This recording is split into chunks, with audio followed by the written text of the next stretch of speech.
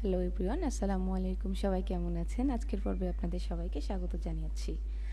তো আজকে আপনারা দেখতে পাচ্ছেন আবার নতুন করে একটা স্কিন স্মুথিংয়ের বা ইমেজ রিটাচিংয়ের ভিডিও নিয়ে হাজির হয়েছি। ডিসপ্লেতে যে ইমেজটা দেখতে পাচ্ছেন, ওখানে ফেসে দেখতে পাচ্ছেন অনেকগুলো স্পটস বা অ্যাকনেস ব্রেকআউট আছে। তো এখন আমরা কিভাবে এটা সুন্দরভাবে স্মুথ করতে পারি বা একেবারে নিখুঁত রিটাচিং করতে পারি সেটা দেখব। তো এটা করার জন্য ফার্স্ট অফ অল আমাদেরকে যেটা করতে হবে, আমাদেরকে লেয়ারটা অবশ্যই কপি করতে হবে। লেয়ারটা কপি করে নিলাম, দেন বলে রাখা ভালো আমরা এটা আজকে স্পট হিলিং ব্রাশ টুল দিয়ে স্পট হিলিং ব্রাশ টুলের ব্যবহারটা শিখব। ওকে, তো এখানে আমি স্পট হিলিং ব্রাশ টুল নিয়ে কাজ করার জন্য আমাকে যেটা প্রথমে করতে হবে সেটা হচ্ছে স্পট হিলিং ব্রাশ টুলটা আমাকে সিলেক্ট করতে হবে। সিলেক্ট করার পর আমাকে এখানে অবশ্যই ফরগ্রাউন্ড কালারটা হোয়াইট রাখতে হবে। তো আপনারা দেখতে পাচ্ছেন এখানে ফরগ্রাউন্ড কালারটা হোয়াইট এবং এটার এখান থেকে আপনারা সিলেক্ট করে নিতে পারেন। ওকে, তো এখন আমি স্পট হিলিং ব্রাশ টুল দিয়ে কাজ শুরু করছি। বলে রাখা ভালো আপনারা এই ব্রাশের সাইজটা ছোট বড় করতে পারেন। কিবোর্ডের ওপেনিং থার্ড ব্র্যাকেট যদি আপনি প্রেস করেন তাহলে এটা ছোট হবে এবং যদি ক্লোজিংটা প্রেস করেন তাহলে বড় হবে। তো আমি এখানে এতটুকু রেখেই কাজটা করছি। একটা কথা বলে রাখি, সেটা হচ্ছে আপনারা আস্তে আস্তে ধৈর্য নিয়ে কাজ করবেন। এটা পেশেন্টের কাজ, তো ধৈর্য নিয়ে কাজ করতে হবে। তো এখন দেখেন আমি কাজটা শুরু করছি। এখানে আমি ক্লিক করার সাথে সাথে স্পটটা চলে যাচ্ছে। তো একটা কথা বলে রাখি, সেটা হচ্ছে এখানে আপনাদের অনেক সময় মনে হতে পারে যে আমরা এইভাবে দাগ দিয়ে একবারে করে ফেলি। আসলে এটাতে কাজ হবে বাট স্মুথনেসটা থাকবে না। আমি কন্ট্রোল জেড দিয়ে একটু পিছনে যাই, এখানে স্মুথনেসটা হারিয়ে যাবে। তাই আমরা অল্প অল্প করে ধৈর্য নিয়ে আস্তে আস্তে করব। এইভাবে আস্তে আস্তে সবগুলো দাগ আমরা উঠিয়ে ফেলবো। যারা এখনও আমার চ্যানেলটিতে সাবস্ক্রাইব করেন নাই, প্লিজ আমার চ্যানেলটি সাবস্ক্রাইব করবেন এবং পাশে থাকবেন।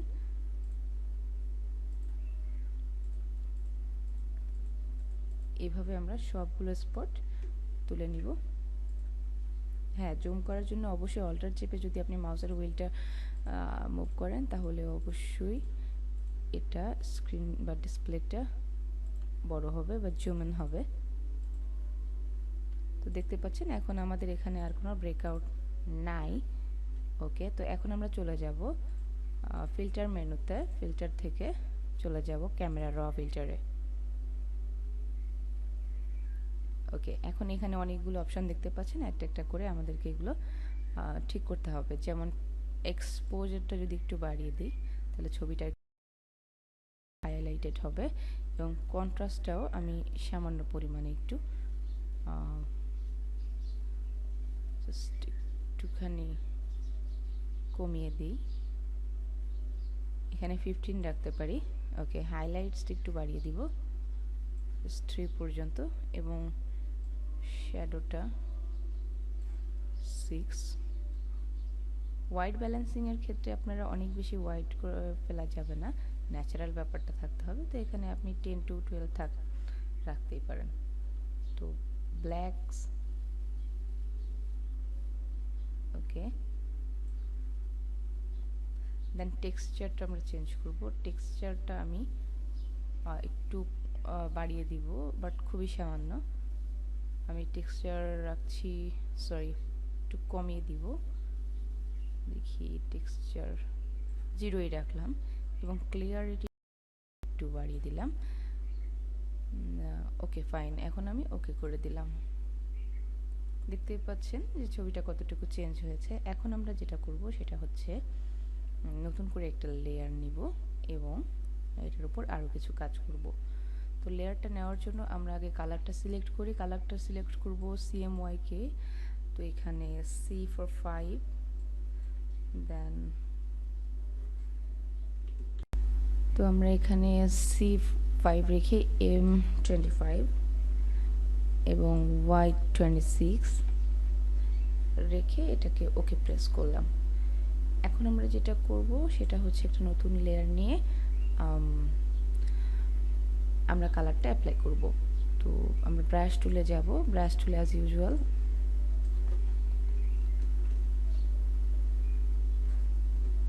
তো ব্রাশ টুল দিয়ে আমরা এইভাবেই আবার নতুন করে সব জায়গাতে এটা সিলেক্ট করে নিব, পুরা ছবিটা সিলেক্ট করে নিব। তো আমি একটু ব্রাশ টুলটা বড় করে নিচ্ছি।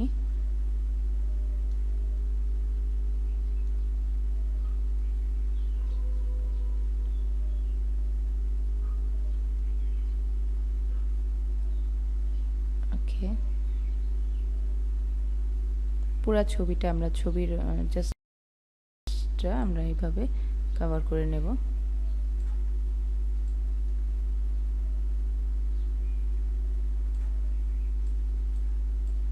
ওকে, আমাদের বডি পার্টস কভার করা শেষ। এবার আমরা এখান থেকে নর্মাল মোড থেকে যাব লিনিয়ার ডজে, এবং এখান থেকে আমরা অপাসিটিটা কমিয়ে দিব, আরও কমাবো। একেবারে আপনার ন্যাচারাল একটা লুকের জন্য যতটুকু প্রয়োজন এরকম একটা লুক রাখবো।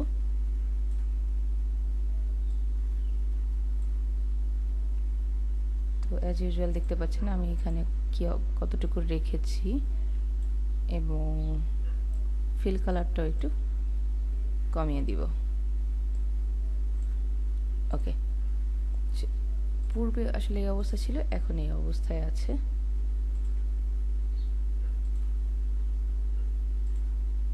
দেখতেই পাচ্ছেন আমরা এখন সেটা হচ্ছে সম্পূর্ণরূপে কোনো রকম রিটাচিং ছাড়া। তো আপনারা চাইলে এটা আরও একটু বাড়িয়েও দিতে পারেন, এখানে অপাসিটিটা একটু বাড়িয়ে দিলে যদি বেটার মনে হয় বাড়িয়ে দিতে পারেন, ফিল কালারটাও। ওকে, এখন আশা করি আপনারা চেঞ্জটা লক্ষ্য করতে পারছেন। তো এই হচ্ছে আমাদের ছবির পূর্বের অবস্থা, এবং আফটার কমপ্লিটিং রিটাচিং আমাদের ছবির পজিশন এটা। আশা করি আপনাদের বুঝতে কোনো সমস্যা নেই। বুঝতে সমস্যা থাকলে অবশ্যই কমেন্ট করে জানাবেন। ধন্যবাদ সবাইকে, ভালো থাকবেন। আসসালামু আলাইকুম।